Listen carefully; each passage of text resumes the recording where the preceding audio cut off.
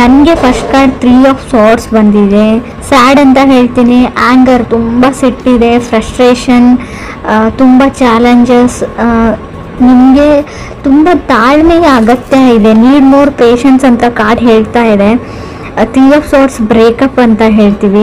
So ಯಾವ ಥರ breakup ಅಂದರೆ, ನಾನು ಸ್ಪೆಷಲಿ 5 ಆಫ್ ಸಾರ್ಟ್ಸ್ ಅಥವಾ 7 ಆಫ್ ಸಾರ್ಟ್ಸ್ ಬಂದಿದ್ದರೆ ನಿಮಗೆ ವಿಷಯ ಗೊತ್ತಾಗಿರುತ್ತೆ, ಅವ್ರು ಮೋಸ್ಕರ ಅಂತ ಬ್ರೇಕಪ್ ಮಾಡ್ಕೊಂಡಿದ್ದೀರಾ ಅಂತ ಹೇಳ್ಬೋದು. 3 ಆಫ್ ಸಾರ್ಟ್ಸ್ ಇಲ್ಲದೆ ಇರೋ ವಿಷಯಕ್ಕೆ ಅಥವಾ ಥರ್ಡ್ ಪರ್ಸನ್, ಯಾರೋ ಮೂರನೇ ವ್ಯಕ್ತಿ ನಿಮ್ಮಿಬ್ಬರ ಮಧ್ಯೆ ತಂದಿಡ್ತಾ ಇದ್ದಾರೆ. ಆಲ್ರೆಡಿ ಮ್ಯಾರಿಡ್ ಆಗಿದ್ರೆ ಫ್ಯಾಮಿಲಿ ಮೆಂಬರ್ಸ್, ರಿಲೇಟಿವ್ಸ್, ಅಥವಾ ನಿಮ್ಮ ಮನೆಯಲ್ಲೋ ಅಥವಾ ಅವ್ರ ಮನೆಯಲ್ಲೋ ನೀವಿಬ್ಬರು ಚೆನ್ನಾಗಿರೋದನ್ನ ಅವ್ರಿಗೆ ನೋಡೋಕ್ಕಾಗಲ್ಲ ಅಂತ ಕಾರ್ಡ್ ಕ್ಲಿಯರ್ ಆಗಿ ಹೇಳ್ತಾ ಇದೆ ಅವರಿಗೆ. ನಿಮಗೆ ಬೇರೆಯವ್ರ ಮಾತನ್ನ ಕೇಳೋದನ್ನು ಬಿಟ್ಬಿಡಿ, ನಿಮಗೆ ಆ ವ್ಯಕ್ತಿನ ಕಂಡ್ರೆ ಇಷ್ಟ ಇದೆಯೋ ಇಲ್ವೋ ಅದ್ರ ಬಗ್ಗೆ ಅಷ್ಟೇ ಯೋಚನೆ ಮಾಡಿ ಅಂತ ನಾನು ಹೇಳ್ತೀನಿ. Second card 7 of cups. So ನಿಮ್ಗೆ ಅರ್ಥ ಆಗ್ತಾ ಇಲ್ಲ ಆ ವ್ಯಕ್ತಿ ಎಷ್ಟು ಸುಳ್ಳು ಹೇಳ್ತಾರೆ, ಒಬ್ಬ ವ್ಯಕ್ತಿ ಎಷ್ಟು ಸುಳ್ಳು ಹೇಳೋಕ್ಕೆ ಸಾಧ್ಯ ಅಂತ.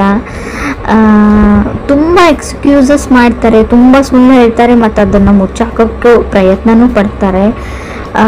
ತುಂಬ ಕ್ಯಾನ್ಸಲೇಷನ್ಸ್ ಅಂತ ಹೇಳ್ತೀನಿ. ತುಂಬ ಅವ್ರ ಮೈಂಡ್ ಕಾನ್ಸ್ಟೆಂಟ್ ಆಗಿರಲ್ಲ, ಅಥವಾ ನಿಮ್ಮದು ಕೂಡ ಆಗಿರ್ಬೋದು ಅಥವಾ ಅದರ್ ಪರ್ಸನ್ದು. ಸಡನ್ ಚೇಂಜಸ್, ಹಾಲಿಡೇ ಪ್ಲ್ಯಾನ್ ಮಾಡ್ತೀರಾ, ಕ್ಯಾನ್ಸಲ್ ಮಾಡ್ತೀರಾ, ಫಿಲ್ಮ್ ಪ್ಲ್ಯಾನ್ ಮಾಡ್ತೀರಾ, ಕ್ಯಾನ್ಸಲ್ ಮಾಡ್ತೀರಾ, ಹೊರಗಡೆ ಹೋಗಬೇಕು ಅಂತ ಅಂದ್ಕೊಡ್ತೀರಾ. ಕೀಪ್ ಚೇಂಜಿಂಗ್, ಅವ್ರ ಮೈಂಡೇ ಕಾನ್ಸ್ಟೆಂಟ್ ಆಗಿಲ್ಲ ಅಂತ ಹೇಳುತ್ತೆ, ಅಥವಾ ನಿಮ್ಮ ಮೈಂಡ್ ಕಾನ್ಸ್ಟೆಂಟ್ ಆಗಿಲ್ಲೋ ಗೊತ್ತಿಲ್ಲ. ತುಂಬ ಫ್ರಸ್ಟ್ರೇಷನ್, ತುಂಬ ಏನು ಹೇಳ್ತೀರಿ, ನನ್ನನ್ನು ಕಂಡ್ರೆ ನನಗೆ ಆಗಲ್ಲ ಅನ್ನೋ ರೇಂಜಲ್ಲಿ ಫ್ರಸ್ಟ್ರೇಷನ್ ಇದೆ ನಿಮಗೆ. ಥರ್ಡ್ ಕಾರ್ಡ್ ನನಗೆ 5 ಆಫ್ ವಾಂಡ್ಸ್ ಬಂದಿದೆ. ಅವಾಯ್ಡೆನ್ಸ್ ಅಂತ ಹೇಳ್ತೀನಿ, ನೀವು ಅವ್ರನ್ನ ಅವಾಯ್ಡ್ ಮಾಡ್ತಾ ಇದ್ದೀರೋ ಅಥವಾ ಅದರ್ ಪರ್ಸನ್ ನಿಮ್ಮನ್ನು ಅವಾಯ್ಡ್ ಮಾಡ್ತಾ ಇದ್ದಾರೋ. ಈ ವಿಷಯದ ಬಗ್ಗೆ ನಾನು ಮಾತಾಡೋದೇ ಇಲ್ಲ ಅಂತ ಡಿಸೈಡ್ ಮಾಡಿದ್ದೀರಾ. ಬಟ್ ನಾನು ಸಿಚುವೇಶನ್ನ ಫೇಸ್ ಮಾಡಿ ಕಮ್ಯುನಿಕೇಷನ್ ಮಾಡೋಕ್ಕೆ ಟ್ರೈ ಮಾಡಿ ಅಂತ ಹೇಳ್ತೀನಿ. ಬಟ್ ನೀವು ಯಾವಾಗ ಕಮ್ಯುನಿಕೇಷನ್ ಮಾಡಿದರೂ ಸಫರ್ ಆಗ್ತೀರಾ ಅಂತ ಕೂಡ ಹೇಳುತ್ತೆ. ಸೊ ಏನು ಬರುತ್ತೆ ಅದನ್ನು ಆಕ್ಸೆಪ್ಟ್ ಮಾಡ್ಕೊಂಡು ಹೋಗಿ ಅಂತ ಹೇಳ್ತೀನಿ. ಸೊ ಮೇ ಬಿ 5 ಆಫ್ ವಾಂಡ್ಸ್ನ ಸಪ್ರೇಷನ್ನ ರೀಪ್ರೆಸೆಂಟ್ ಮಾಡುತ್ತೆ. ಸೊ ಡೆಸ್ಟಿನಿ ಅದು ಏನಾಗಬೇಕು ಅಂತ ಇರುತ್ತೆ ಅದು ಹಾಗೇ ಆಗುತ್ತೆ. ಸೊ ನೀವು ಜೊತೆಗಿರಬೇಕು ಅಂತ ಇದ್ದರೆ ಎಷ್ಟೇ ಜಗಳ ಆಗಲಿ, ಎಷ್ಟೇ ದಿನ ದೂರ ಇದ್ದರೂ ಕೂಡ ಖಂಡಿತವಾಗ್ಲೂ ಮತ್ತೆ ನೀವು ಸೇರ್ತೀರಾ ಅಂತ ನಾನು ಹೇಳ್ತೀನಿ. ಫೋರ್ತ್ ಕಾರ್ಡ್ ನನಗೆ 4 ಆಫ್ ವಾಂಡ್ಸ್ ಬಂದಿದೆ. 4 ಆಫ್ ವಾಂಡ್ಸ್ ಮ್ಯಾರೇಜ್, ಮದುವೆ ಫಿಕ್ಸ್ ಆಗೋದನ್ನು ಹೇಳುತ್ತೆ.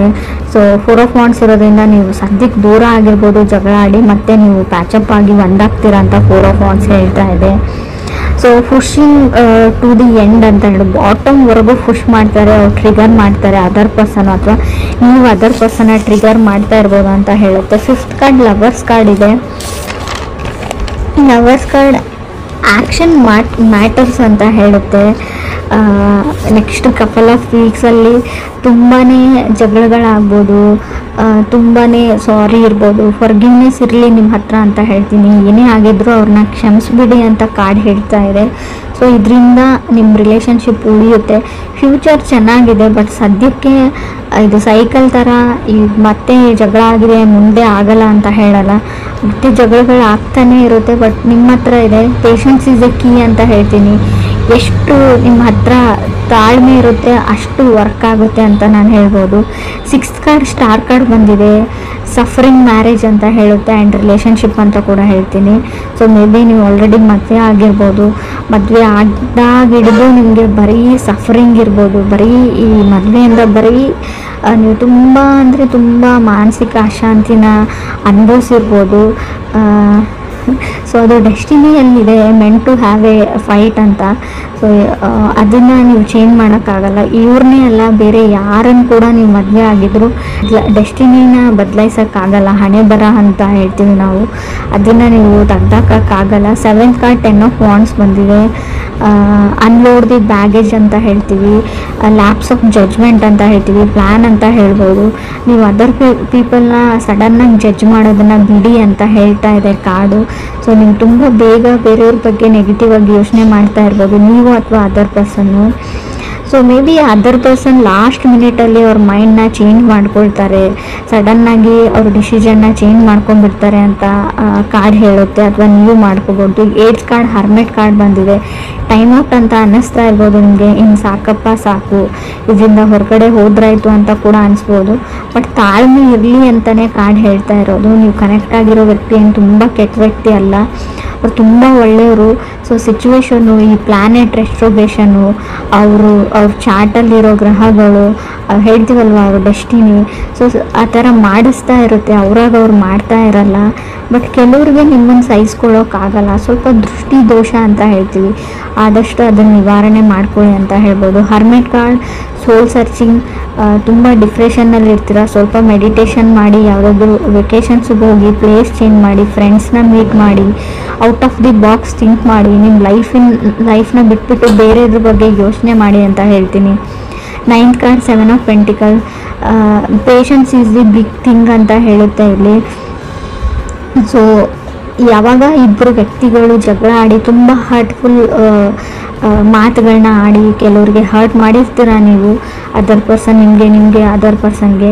ಬಟ್ ಅದನ್ನು ಫಾರ್ಗಿವ್ ಮಾಡೋದು ಅಥವಾ ಕ್ಷಮಿಸೋದು ಅಷ್ಟು ಸುಲಭ ಅಲ್ಲ, ನನಗೆ ಗೊತ್ತು. But 7 of pentacles, forgiveness is A key, patience is A key ಅಥವಾ ಬಿಗ್ ಥಿಂಗ್ ಅಂತ ಹೇಳ್ತಾ ಇದೆ. ನೀವು ತಾಳ್ಮೆ ಮತ್ತು ಒಬ್ಬ ವ್ಯಕ್ತಿನ ಕ್ಷಮಿಸುವಂಥ ಗುಣನ ನೀವು ಈ ಮಂತಲ್ಲಿ ಅಥವಾ ಈಗಲೇ ಇಟ್ಕೊಂಡ್ರೆ, ಸೊ ನಿಮ್ಮ ರಿಲೇಷನ್ಶಿಪ್ ತುಂಬ ಚೆನ್ನಾಗಿರುತ್ತೆ. ನಿಮ್ಗೆ ಅನ್ನಿಸ್ಬೋದು ಬಿಟ್ಟು ಹೋಗ್ಬಿಡ್ತೀನಿ, ಸಪ್ರೇಟ್ ಆಗಿಬಿಡೋಣ, ಡಿವೋರ್ಸ್ ತೊಗೊಂಡ್ಬಿಡೋಣ ಅಂತ, ಬ್ರೇಕಪ್ ಮಾಡ್ಕೊಂಡ್ಬಿಡೋಣ ಅನಿಸ್ಬೋದು ಕೆಲವರಿಗೆ. ಬಟ್ ಅದಾದಮೇಲೆ ತುಂಬ ದೊಡ್ಡ ಪ್ರೊಸೆಸ್ ಇರುತ್ತೆ. ಆ ಫ್ರಸ್ಟ್ರೇಷನ್ನು, ಆ ವ್ಯಕ್ತಿನ ಮರೆಯೋಕ್ಕಾಗಲ್ಲ ನಿಮಗೆ. 4 ಆಫ್ ಸೋರ್ಸ್ ಕಾರ್ಡ್ ಬರ್ತಾ ಇರುತ್ತೆ, ಅಂದರೆ ನೀವು ನಿದ್ದೆನೇ ಬರೋದಿಲ್ಲ. ಆ ಹಳೆ ನೆನಪುಗಳು, ಮೆಮೊರೀಸು, ಅದರಿಂದ ಹೊರಗಡೆ ಬರೋದು ಅಷ್ಟೊಂದು ಸುಲಭ ಅಲ್ಲ. ಇದನ್ನು ಅನುಭವಿಸಿದವ್ರಿಗೆ ಅಷ್ಟೇ ಗೊತ್ತಿರುತ್ತೆ. ನಿಮಗೆ ಈಸಿ ಅಂತ ಅನ್ನಿಸ್ಬೋದು, ಬರೀ ಮಾತಲ್ಲಿ ಅನಿಸುತ್ತೆ. ಅದನ್ನು ನೀವು ಟ್ರೈ ಮಾಡಿದರೆ ತುಂಬ ಸಫರ್ ಆಗ್ತೀರಾ ಅಂತಲೂ ಕಾರ್ಡಲ್ಲಿ ಹೇಳ್ತಾ ಇದೆ. 10th ಕಾರ್ಡ್ ನನಗೆ 10 ಆಫ್ ಸ್ವಾರ್ಡ್ಸ್ ಬಂದಿದೆ. ನೀವು ಕ್ಷಮಿಸಿದ್ರೆ ನಿಮ್ಮ ಲೈಫು ತುಂಬಾ ಅಂದರೆ ತುಂಬ ಚೇಂಜ್ ಆಗುತ್ತೆ. ನಾನು ಯಾವ ಥರ ಹೇಳ್ಬೇಕು ಗೊತ್ತಾಗ್ತಾ ಇಲ್ಲ. ಸ್ವಲ್ಪ ಕ್ಷಮೆ ಇರಲಿ ಅಂತ ಹೇಳ್ತೀನಿ. ನನಗೆ ಗೊತ್ತು ತಪ್ಪೆಲ್ಲ ಅದರ್ ಪರ್ಸನ್ದೇ ಅಂತಲೂ ಗೊತ್ತು. ಬಟ್ ಆದರೂ ಕೂಡ ಈ ಒಂದು ಮಂತ್ ಸುಮ್ಮನಿರೋಕ್ಕೆ ಟ್ರೈ ಮಾಡಿ, ತಾಳ್ಮೆ ಇರಲಿ ಅಂತ ಹೇಳ್ತೀನಿ. 10 ಆಫ್ ಸೋರ್ಸ್ ಇರೋದ್ರಿಂದ ತುಂಬ ಜಗಳ, ಫ್ರಸ್ಟ್ರೇಷನ್ ಇಲ್ಲದೆ ಇರೋದನ್ನು ಅವ್ರ ಫ್ಯಾಮ್ಲಿ ಮೆಂಬರ್ಸ್ ಹೇಳ್ಬೋದು, ನಿಮ್ಮ ಫ್ಯಾಮ್ಲಿ ಮೆಂಬರ್ಸ್ ಹೇಳ್ಬೋದು. ಸೊ ನೀವು ನಂಬಿರೋ ವ್ಯಕ್ತಿನೇ ನಿಮಗೆ ಮೋಸ ಮಾಡ್ಬೋದು, ನೀವು ಮಾಡಿರದೇ ಇರೋದನ್ನು ಮಾಡಿದಿರಿ ಅಂತಲೂ ಹೇಳ್ಬೋದು ಅಂತ ಕಾರ್ಡ್ ಹೇಳುತ್ತೆ. 11th ಕಾರ್ಡ್, ಮೂನ್ ಕಾರ್ಡ್ ಬಂದಿದೆ. ಅಬ್ಸೆಸಿವ್, ಇದು ಇದೇ ಥರನೇ ಮಾಡಬೇಕಾಗಿತ್ತು, ನಾ ಹೇಳಿದ ಥರನೇ ಆಗಬೇಕು ಅನ್ನೋದಿದೆ ನೀವು ಅಥವಾ ಅದರ್ ಪರ್ಸನ್ನು. ಮೇಕಿಂಗ್ ವಾರ್ ಅಂತ ಹೇಳುತ್ತೆ, ಒಂದು ಯುದ್ಧನೇ ಆಗ್ಬೋದು. ಸಮಥಿಂಗ್ ಅಬೌಟ್ ಟು ಚೇಂಜ್ ಅಂತ ಹೇಳುತ್ತೆ ಮೂನ್ ಕಾರ್ಡ್ ಇರೋದ್ರಿಂದ. ಮೂನ್ ಕಾರ್ಡ್ ಅಂದರೆ ಸ್ವಲ್ಪ ಕಣ್ಣೀರು ಹೇಳ್ತೀನಿ, ಹಿಡನ್ ಥಿಂಗ್ಸ್, ಕೆಲವೊಂದು ವಿಷಯಗಳನ್ನ ಅವ್ರು ಸುಳ್ಳು ಹೇಳಿರ್ಬೋದು ಅವ್ರ ಫ್ಯಾಮ್ಲಿದವರು ಅಥವಾ ನಿಮ್ಮ ಫ್ಯಾಮ್ಲಿದವರು. ಇವರ್ ಇನ್ ದಿ ವೇಟಿಂಗ್ ಝೋನ್ ಅಂತ ಕೂಡ ಕಾರ್ಡ್ ಹೇಳ್ತಾ ಇದೆ. ಯಾವುದಕ್ಕೂ ವೇಟ್ ಮಾಡ್ತಾ ಇರೋದು ಕೆಲವ್ರಿಗೂ. ಸೊ ರೀಡಿಂಗ್ ಅಂದರೆ ಕೆಲವ್ರಿಗೆ ನಾನು ಸಫರಿಂಗ್ ಆಫ್ ಮ್ಯಾರೇಜ್ ಹೇಳ್ತೀನಿ. ಸ್ವಲ್ಪ ಕೇರ್ಫುಲ್ ಆಗಿರಿ. ನಿಮಗೆ ಕೆಲವೊಂದು ಆಪ್ಷನ್ಸ್ ಬರುತ್ತೆ, ರಿಲೇಟಿವ್ ಕಡೆಯಿಂದ ಆಗಿರ್ಬೋದು, ಪ್ರಪೋಸಲ್ ಬರುತ್ತೆ. ಸೊ ಅದನ್ನು ನೀವು ಚೆನ್ನಾಗಿ ವಿಚಾರಣೆ ಮಾಡಿ, ಫ್ಯಾಮ್ಲಿ ಬ್ಯಾಕ್ಗ್ರೌಂಡ್ ಅಥವಾ ಅವ್ರ ಊರು, ಅವರಿರೋ ಪ್ಲೇಸು, ಅವ್ರು ಕೆಲಸ ಮಾಡೋ ಜಾಗ, ಸೊ ಅವರು ಯಾವ ಥರ ವ್ಯಕ್ತಿ ಅಂತ. ಸೊ ತುಂಬ ಬೇಗ ಹಳ್ಳಕ್ಕೆ ಬೀಳುವಂಥ ಚಾನ್ಸಸ್ ಇದೆ. ಸೊ ಮೂನ್ ಕಾರ್ಡ್ ಇರೋದ್ರಿಂದ ನಿಮ್ಗೆ ಯಾರಾದರೂ ಇಲ್ಲದೆ ಇರೋದನ್ನು ತೋರಿಸ್ಬಿಟ್ಟು ಇದು ನಮ್ಮದೇ ಅಂತ ಹೇಳಿಬಿಟ್ಟು ಮದುವೆ ಆಗುವಂಥ ಚಾನ್ಸಸ್ ಇದೆ. ಸೊ ಬಿ ಕೇರ್ಫುಲ್ ಅಂತ ಹೇಳ್ತೀನಿ. ಹರ್ಮೆಟ್ ಕಾರ್ಡ್ ಇರೋದ್ರಿಂದ ನಾನು ಒಂಟಿ ಆಗಿದ್ದೀನಿ, ನನಗೆ ಯಾರೂ ಇಲ್ಲ, ಲೋನ್ಲಿ ಆಗಿದ್ದೀನಿ ಅಂತ ಕೂಡ ಕೆಲವೊಂದು ಸರ್ತಿ ನಿಮ್ಗೆ ಅನ್ನಿಸ್ಬೋದು. ಸೊ ಆ ಕ್ಷಣಕ್ಕೆ ಯಾವುದೇ ನಿರ್ಧಾರಗಳನ್ನ ನೀವು ತೊಗೊಳ್ಬೇಡಿ. Out of the box think ಮಾಡಿ. ಯಾರಾದರೂ ಓಲ್ಡ್ ಫ್ರೆಂಡ್ಸ್ ಜೊತೆ ಫೋನಲ್ಲಿ ಮಾತಾಡಿ, ಮನಸ್ಸಿಗೆ ಸಮಾಧಾನ ಆಗುತ್ತೆ. ಪೇರೆಂಟ್ಸ್ ಜೊತೆ ಕನೆಕ್ಟೆಡ್ ಆಗಿರಿ. ನೀವು ಒಬ್ಬರೇ ಇದ್ದೀನಿ ಅಂತ ಅಂದ್ಕೊಳ್ಬೇಡಿ. ಲೈಫಲ್ಲಿ ಯಾರೂ ಒಬ್ಬರೇ ಇರಲ್ಲ.